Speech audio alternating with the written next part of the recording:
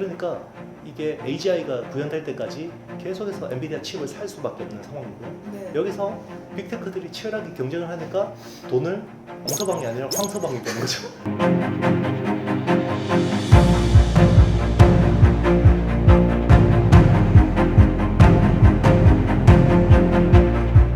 안녕하세요. 저는 오늘 인터뷰를 진행할 양기현입니다. KB스타 ETF의 우리 구독자 여러분들과는 갓 나온 ETF를 통해서 인사드렸었는데요. 오늘은 많은 분들이 궁금해하시는 이 AI에 대해서 이야기하려고 이 자리에 함께 나와 있습니다. 오늘 저와 함께 해주실 이영수 작가님 바로 소개해드릴게요. 작가님 안녕하세요. 네, 안녕하세요. 저희 구독자 여러분들께 간단하게 인사 먼저 부탁드릴게요. IT의 신 이영수라는 유튜브 채널을 운영하고 있고요. 네, HSL 파트너스 대표이사를 맡고 있습니다. 그럼 먼저 첫 번째로 이 AI 종목에 대해서 여쭤보고 싶어요. 최근에 AI 종목에 또 광풍이 불어오고 있잖아요.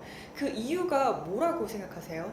AI 혁명 때문인데요. 네. 말 그대로 혁명이라는 말을 붙일 정도로 큰 변화를 일으키고 있는데 2022년 11월에 오픈 AI라는 회사가 챗 GPT라는 서비스를 내놨어요. 그게 사실상 AI 혁명의 시작이라고 볼 수 있고요. 혁명이라는 것은 원래 준비된 혁명은 없죠. 네. 갑작스럽게 일어나는 겁니다. 우리 인생에서 보면 90년대, 2000년대 초반에 월드와이드 웹, 인터넷 혁명이 일어났었고, 그리고 우리 지난 10년 동안 모바일 혁명이 일어났었잖아요. 스마트폰으로 대표되는. 그리고 이제는 AI가 혁명을 시작한 거고요. 네. 여기서 제가 말씀드린 거는 AI라는 게 특정 산업 섹터라기보다는 인프라화 될 거라고 보고 있어요. 사회 전반에 걸쳐 AI가 인프라처럼 정말 지하철처럼 뭐 예를 들어 볼게요. 우리 사실 인류 문명에서 정말 없어서는 안 될 인프라 한 가지를 예를 들어 보면 전기. 네, 불도 중요한데요. 전기입니다. 전기. 네. 지금 현대 문명이 전기라는 인프라가 없다 그러면 지속될 수가 없잖아요. 그리고 전기 이후로 우리 핵심 인프라, 제2의 인프라로 자리 잡은 거는 결국 통신입니다. 스마트폰은 반드시 있어야 되고요. 정말 우리 항상 몸에 지녀야 되는 그게 됐는데 AI라는 것도 이제는 점점 인류에 있어서 이런 통신처럼 핵심 인프라가 될 거라고 보고 있어요. 만약에 지금 아나운서님을 납치를 해서 2000년대 초반에 갖다 놓는다 그러면 아니 왜 스마트폰이 없어? 라고 해서 답답해 미칠 수도 있어요.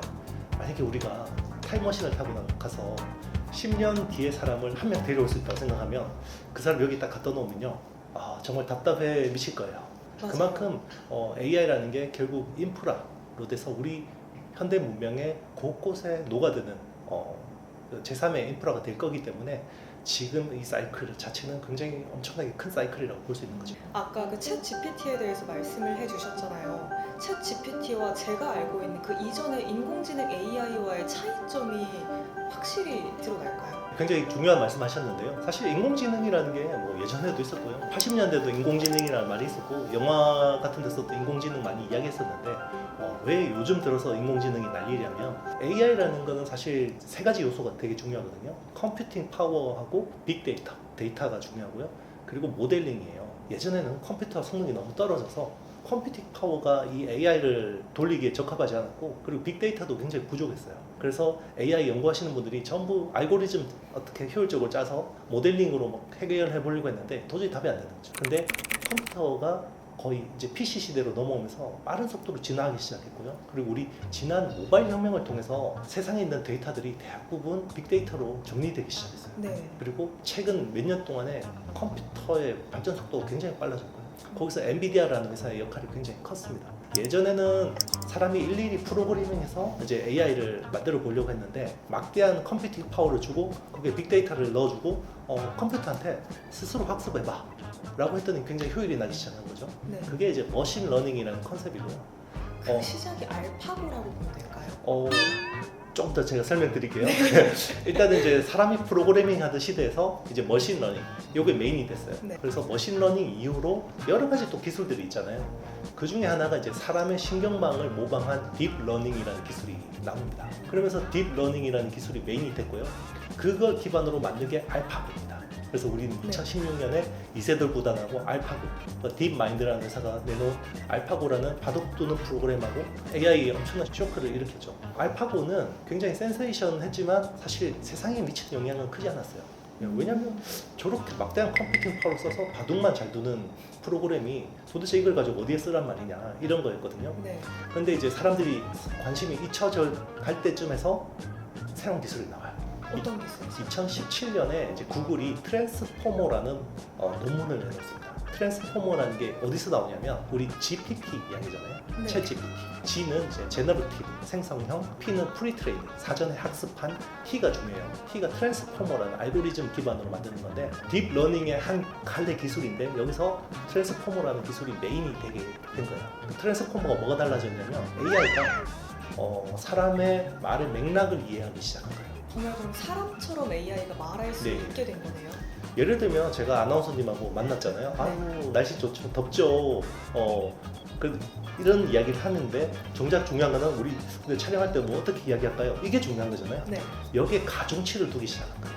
그게 트랜스포머라는 게 어떤 특정 단어, 맥락에 가중치를 두기 시작하니까 훨씬 사람처럼 이야기를 하더라는 거죠. 그래서 지금 나온 우리 챗GPT나 아니면 구글의 제미나이나 앤스로픽의 클로드라든지 모든 지금 AI 프로그램은 트랜스포머라는 알고리즘 기반으로 만들어졌다라고 생각하시면 됩니다. 충분히 많은 이야기 해주셨지만 이제 정말 본격적으로 AI 네네. 이야기 한번 시작해봐야 할 것 같습니다.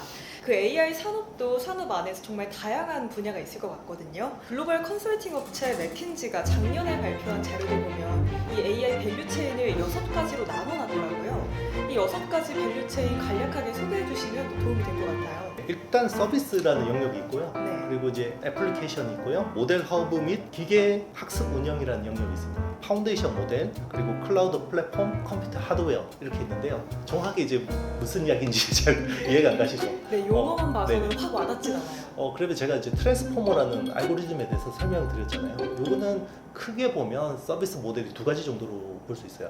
그러니까 빅테크들이 하는 거는 결국 파운데이션 AI 모델이라는 거예요. 그러니까 파운데이션 AI 모델이라는 거는 다재다능한 친구를 개발하고 싶습니다. 다재다능. 이것저것 다 할 줄 아는 친구들. 네네 맞습니다. 그래서 지금 엔비디아 칩을 최대한 많이 갖다 사서 쓰는 친구들이 대부분 파운데이션 AI 모델을 하고 싶어하는 거고요. 그러면 파운데이션 AI의 어떤 개발 목적은 결국 AGI라는 초지능을 누가 제일 먼저 구현하느냐, 그리고 여기서 독점력을 갖는 거거든요. 대표적으로 보면 우리 오픈 AI의 챗 GPT라는 게 있고 구글의 제미나이, 메타의 라마, 앤스로픽의 클로드 같은 것들이 이제 파운데이션 AI 모델이라고 보시면 되고요. 이 파운데이션 AI 모델은 굉장히 다재다능하지만 특정 서비스를 굉장히 특화하는 친구들이 필요하잖아요. 네. 그래서 이 파운데이션 AI 모델에서 API라고 해서 그 어떤 개발 툴을 받아서 파운데이션 AI 모델에서 특정 기능만 갖다 쓰는 거예요. 라이선스를 해서. 네. 그걸 가지고 어플리케이션을 개발합니다. 그게 어플리케이션 AI 모델이라고 합니다. 그리고 이걸 구현하기 위해서는 막대한 컴퓨팅 파워가 필요한데 서버 클라우드도 필요하고 엔비디아 GPU도 필요하고 이게 이제 인프라라고 생각하시면 돼요. 그리고 이제 소프트웨어적으로 이게 이제 파운데이션 AI 모델을 하려면 학습이 필요하잖아요. 데이터 트레이닝도 필요하고 추론도 필요하고 거기서 또 필요한 미들웨어들이 필요합니다. 그래서 데이터베이스도 필요하고요. 아까 말씀드린 것처럼 API를 하려면 이게 오픈 소스인 것도 있고 아니면 돈을 내고 라이센스를 해야 되는 것도 있고요. 그리고 거기에 데이터베이스 서비스들도 써야 되고 그런 것들도 이제 필요한 거고요. 이런 것들은 전부 클라우드 기반으로 서비스가 진행이 돼요. 빅테크 업체들. 대표적으로 이제 아마존 웹 서비스 같은 게 그렇고요. 마이크로소프트 애저 같은 서비스, 그리고 구글 클라우드, 그런 것들이 대부분 우리가 컴퓨팅 파워를 막대하게 빌려서 쓰지만 내가 쓰는 만큼 돈을 내지만 내 컴퓨터에 이 컴퓨팅 파워가 있는 건 아니죠. 네. 그런 서비스들이 또 필요한 거죠. 계속 말씀해 주시는 거 듣다 보면 엔비디아 이야기가 계속 나오거든요. 엔비디아라고 해서 각비디아라고 읽는다. 또 요즘 많은 투자자분들이 주목하고 있는 기업인데 이 현재 AI 반도체 산업의 질주가 이어지고 있고 또 앞으로도 이어질 것 같은데 AI 반도체의 사이클은 지금 어디쯤 와 있을까요? 제가 트랜스포머라는 알고리즘을 말씀드렸는데 이 트랜스포머라는 알고리즘은 쉽게 이야기하면 딱 두 가지 특성을 기억을 해야 되는데요. 네. 첫 번째는 스케일링 로우라는 거예요. 그러니까 규모의 법칙. 제가 어떤 원리로 이 친구가 똑똑해지는지 모른다고 했는데 막대한 컴퓨팅 파워, 우리가 흔히 이야기하는 매개 변수라는 거, 그걸 계속 키워주고요. 그리고 빅데이터를 계속해서 넣어주면 얘가 선형적으로 계속 좋아져요. 오, 네. 끝도 없이 발전하는 거네요. 네, 맞습니다. 그래서 지금 누구도 피크를 못 봤어요. 그러니까 아직 고점이 네. 어딘지 확인이 안 맞습니다. 되는 거예요? 그래서 지금 원래 챗GPT라는 게 처음에는 무료 서비스였잖아요. 그게 네. GPT 3.5 기반으로 나왔는데 그때는 매개 변수가 1750억 개 파라미터. 이걸 구현하기 위해서 엔비디아 A100이라는 칩을 1만 개를 썼거든요. 그리고 5조 개의 데이터 시트를 학습을 했어요. 정말 어마어마하네요. 근데 지금 나오는 우리 구글 제미나이 같은 경우는 매개 변수가 1조 개에서 2조 개입니다. 더 많아졌네요. 훨씬 많아졌죠. 거의 10배 이상, 그죠? 네. 10배 이상 늘었고, 그리고 이제 지금 GPT-4잖아요. 네. 이것도 매개 변수가 5천억 개에서 1조 개 정도 매개 변수가 돼요. 그러니까 이게 AGI가 구현될 때까지 계속해서 엔비디아 칩을 살 수밖에 없는 상황이고요. 네. 여기서 빅테크들이 치열하게 경쟁을 하니까 돈을 왕서방이 아니라 황서방이 되는 거죠. 그래서 네. 젠슨 황이 그래서 계속해서 돈을 벌 수밖에 없는 구조고요. 왜냐하면 엔비디아 GPU를 자기네 서버에다가 최대한 많이 갖다 놓으면 계속해서 성능이 좋아져요. 그리고 또 하나의 특징이 있습니다. Emergent Abilities라는 특징인데요. 쉽게 이야기하면 계속해서 컴퓨팅 파워를 키워주고 스케일링 로우를 계속 하다 보면 얘가 어제까지는 못하다가 갑자기 오늘부터 새로운 기능이 생기는 거예요. 어떤 알고리즘에 따라 만들어졌는지는 모릅니다. 모르지만 네, 모릅니다. 어쨌든 똑똑해진 거죠. 그렇죠. 계속해서 규모를 키워주고 빅데이터를 넣어주니까 얘가 어제까지 못하던 걸 갑자기 오늘부터 하는 것들이 생기는 거죠. 그러니까 빅테크 업체들 입장에서는 얘가 어디까지 자라나 보자. 그러니까 계속해서 규모를 키우는데 그 규모를 키우려면 결국 엔비디아 칩을 최대한 많이 갖다 넣어서 그리고 빅데이터를 많이 갖다 놓으면 좋아지는 거죠. 여기서 지금 1년 6개월, 1년 8개월 동안의 초반기 사이클이 엔비디아를 중심으로 나타난 거고 엔비디아와 친구들이라고 하죠. 엔비디아가 굉장히 많은 시세를 냈는데 이제 엔비디아에 관련된 밸류 체인, 예를 들면 일본의 디스코라는 반도체 웨이퍼를 연마하고 잘라주고 이런 거, 그리고 이제 국내 한미 반도체, SK 하이닉스, HBM, 대만의 TSMC, 그리고 네덜란드 베시 같은 업체들이 계속해서 엔비디아와 함께 신고가 행진을 기록한 거고요. 자, 이게 서버 인프라 사이클이에요. 그래서 거의 1년 6개월 동안 지속이 됐고 엔비디아가 사실상 거의 10배가 났어요. 네. 주식이. 그렇기 때문에 이제는 서버 인프라 사이클이 어느 정도 이제는 약간 이제 피로도가 조금 이제 보이는 거 아니냐. 이게 이제 지금 시장의 상황이고요. 그러면 여기서 AI 사이클 투자적인 측면에서 봤을 때는 투자 사이클 자체는 한 10년이 지속된다고 보면 돼요. 그러니까 혁명이라는 거는 보통 10년 정도가 지속되는데 그때 우리는 주식 투자자들이잖아요. 네. 투자의 사이클은 거의 5년이라고 보시면 돼요. 그래서 처음에는 서버 인프라 쪽에 이제 사이클이 서비스 쪽으로 중심으로 되다가 급한 것부터 계속 올라요. 네. 혁명이 갑자기 시작되니까 우리 쇼티지라는 키워드, 공급 부족이라는 키워드를 굉장히 주목해서 봐야 되는데 처음에는 엔비디아 GPU 가속기가 부족했고 그리고 이제 엔비디아 가속기가 어느 정도 되니까 데이터 센터가 부족하죠. 데이터 센터가 그러면 완성되면 갑자기 전기가 폭증하니까 전기 수요가 부족해지고요. 전기가 그러면 다 해결이 되면 갑자기 이제 데이터 트래픽이 느니까 통신망에 대한 투자가 필요한 거죠. 이런 식으로 계속해서 붕당붕당. 그리고 지금은 이게 서비스 인프라에서 이제 우리 디바이스 단으로 AI가 확장이 되느냐 안 되느냐 네. 여기 중요한데 결국 여기서 온 디바이스 AI라는 컨셉이 나오는 거죠. 온 디바이스 AI 하면 저 최근에 애플이 떠오르거든요. 네. 애플이 WWDC에서 인텔리전스 탑재한다는 소식에 주가가 급등했잖아요. 네. 이 온 디바이스 AI도 그럼 거의 개화 시점이 가까워졌다 이렇게 봐야 하는 거죠. 저도 이 올 하반기 중요 시장에서 사실 온 디바이스 AI가 제일 중요한 키워드라고 생각을 하는데요. 일단은 지금 컨셉만 공개가 되고요. 애플 인텔리전스라는 이제 컨셉이 공개됐는데 다행히 시장의 반응은 나쁘지 않은 것 같아요. 그리고 이제 PC 쪽에서도 또 큰 변화가 일어나고 있는데 네. 기존의 PC의 OS는 윈도우잖아요. 네. 근데 윈도우 OS는 기존의 인텔이나 AMD 같은 칩, 그러니까 우리 흔히 이야기하는 X86 아키텍처라고 하는데 그 칩들 기반으로 서비스가 운영됐는데 이게 AI가 되면서 기존의 저전력에 기반 어떤 장점이 있는 ARM 아키텍처 기반 칩들이 이제 윈도우 OS 쪽으로 진입을 하고 있어요. 거기서 이제 퀄컴이라는 회사가 이제 스냅드래곤 X 엘리트라는 칩을 가지고 기존의 인텔하고 AMD가 장악하고 있는 윈도우 OS 시장을 이제 치고 들어가는 거죠. 네. 이게 사실은 애플과 퀄컴이 그래서 온 디바이스 AI 시장에서 되게 중요하고 이게 이제 하반기 시장을 우리가 AI 섹터에서 좌우할 수 있는 중요한 이제 트리거가 될 수 있는 것 같습니다. 저희 아까 말씀해주셨던 그 챗 GPT와 유사한 파운데이션 모델이라고 한다면 구글의 제미나이를 꼽을 수 있다고 말씀해주셨는데 챗 GPT와 제미나이의 차이도 궁금하거든요. 일단 이제 챗GPT는 그 오픈 AI라는 회사 네. 원래는 일론 머스크하고 이제 몇몇 핵심 인력들이 창업한 벤처 기업이에요. 네. 원래 그래서 GPT 1, 2까지는 별로 사람들이 임팩트가 없었어요. GPT 3부터 굉장히 이제 성능이 굉장히 개선되면서 GPT 3.5 기반으로 만든 챗GPT가 많은 서비스 확장을 이루고요. 네. 지금 사실 GPT 4 같은 경우는 전 세계 2억 명이 쓰고 있거든요. 정말 네, 저 빼고 다 쓰고 있나 봐요. 그렇죠. 저도 열심히 이제 네. 저도 강의를 많이 하니까 네, 네. GPT-4를 많이 쓰는데 너무 효율적이긴 하거든요. 그래서 사실 지금 챗 GPT가 선점 효과를 톡톡히 누리고 있다고 보시면 되고요. 근데 제가 트랜스포머란 알고리즘 누가 내놨다고 했죠? 구글이 내놨다고 네. 했잖아요. 그렇죠? 근데 구글이 내놨는데 구글의 검색 엔진을 검색 서비스를 위협하는 거예요. 챗 GPT가. 처음에는 원래 구글이 바드라는 서비스를 내놨었어요. 바드는 시원찮았어요. 급하게 내놓다 보니까 아무래도 좀 성능이나 이런 것들이 너무 호평을 받았었고요. 네. 그래서 절치부심해서 열심히 개발한 게 그게 이제 구글 제미나이라는 거고요. 제미나이는 사실 그래서 꽤 성능이 괜찮았습니다.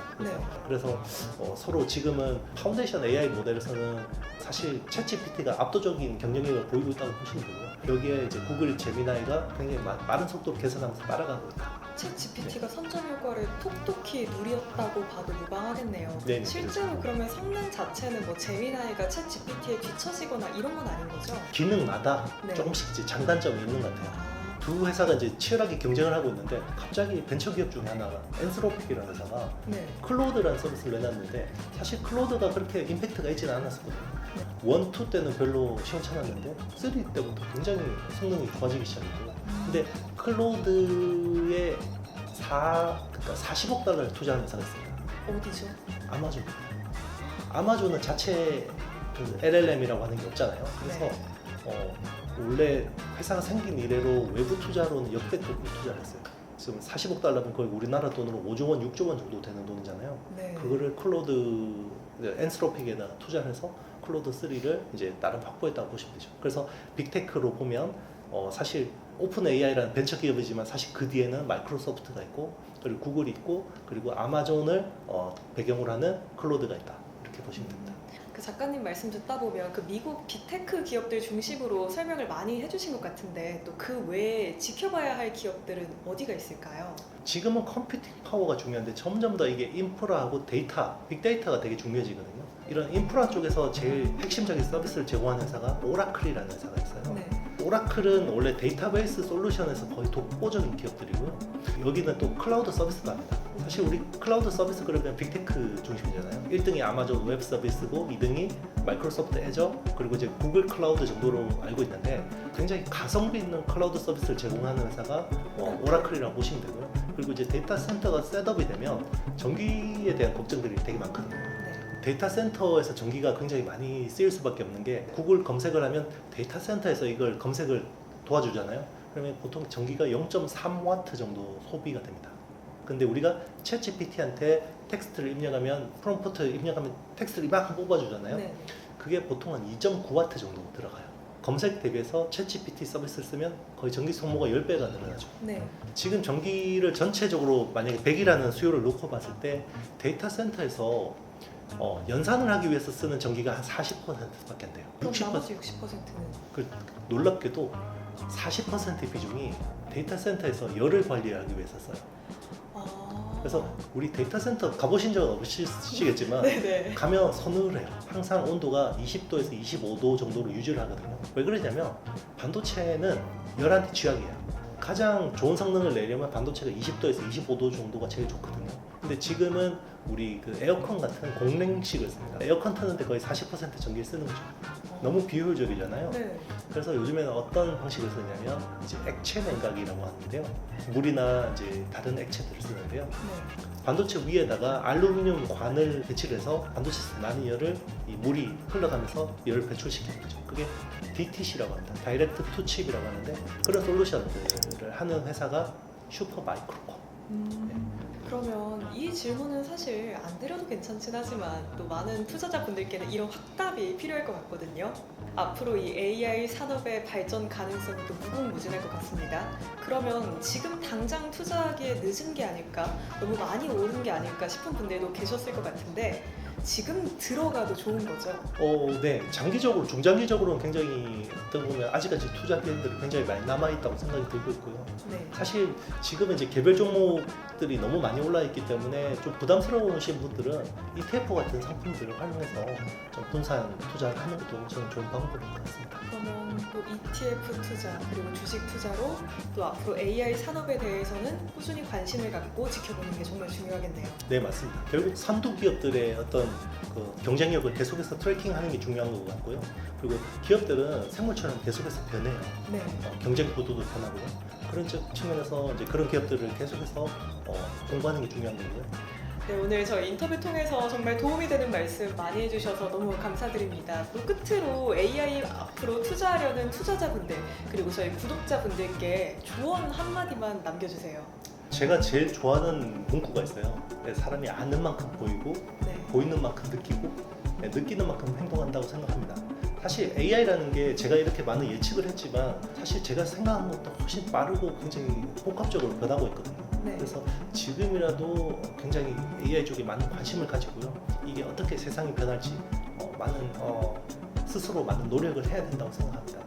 이 영상을 보시는 분들은 이 AI 혁명에서 충분한 기회를 잡으시길 바라겠습니다. 네, 감사합니다. 또 저희 끝으로 감사한 마음을 담아서 이벤트를 한 가지 준비를 했습니다. 오늘 이 영상 마지막 그리고 영상의 고정 댓글 확인해 주시면요. 이벤트에 응모할 수 있는 방법 링크가 있거든요.